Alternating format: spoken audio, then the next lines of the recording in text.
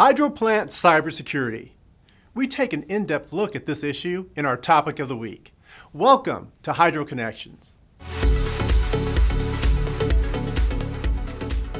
There are many prudent actions owners can take to maintain physical and cybersecurity at hydropower facilities.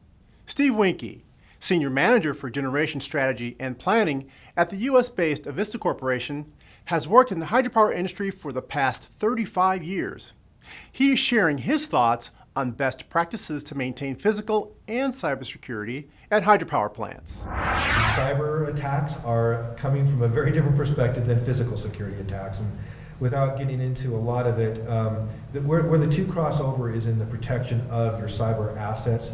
You know, every plant, every control center has places that have a server or some sort of system in there that, you know, if somebody could walk in and get access to it, could cause a lot of problems. And so that's where the physical and the cybers kind of overlap. But physical security, just prudency of managing your site, who's on the site, you know, any other observations you have from just, you know, people watching or surveilling your site. The physical security aspect is usually quite separate from the cyber, which is, again, getting into your networks, getting into your controlled assets, your processors or whatever, and causing problems.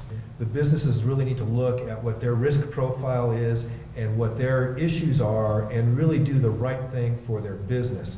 There are requirements out there with FERC for those of us that are dam owners and with NERC that require you to do certain things, but you really need to look at it from your own business perspective.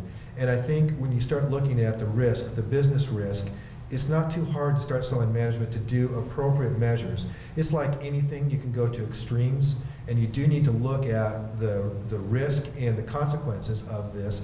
But without question, if a cyber hacker can get into your system, if you start thinking about all the different systems, we've seen all the hacks with, you know, the different infrastructures, the different banks and so forth, and the consequences of those is the same thing with your physical assets that you're trying to run an electric grid with.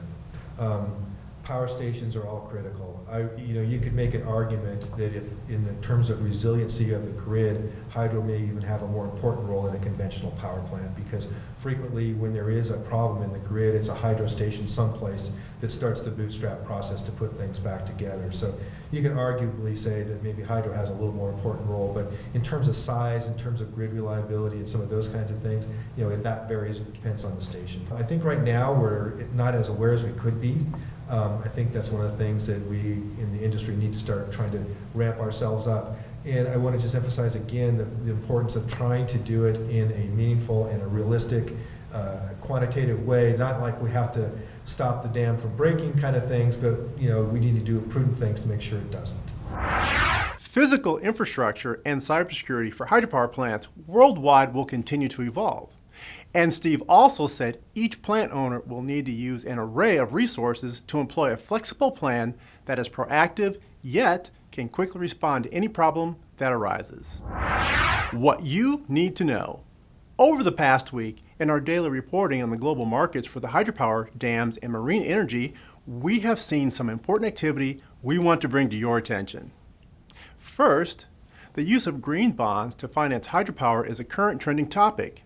Recently, Icelandic utility Landsvirkjun issued its own green bond in the amount of $200 million to help finance construction of its 100 megawatt Burfell 2 hydro project. Visit the business and finance page on hydroworld.com for all the details. And in Brazil, an in-depth probe continues into corruption surrounding the contract awarded to construct the controversial Belo Monte hydroelectric plant. For more, see the regulation and policy page on hydroworld.com. And of course, you can find regular updates on market activity in your region of the world on the World Regions page on hydroworld.com. What's ahead?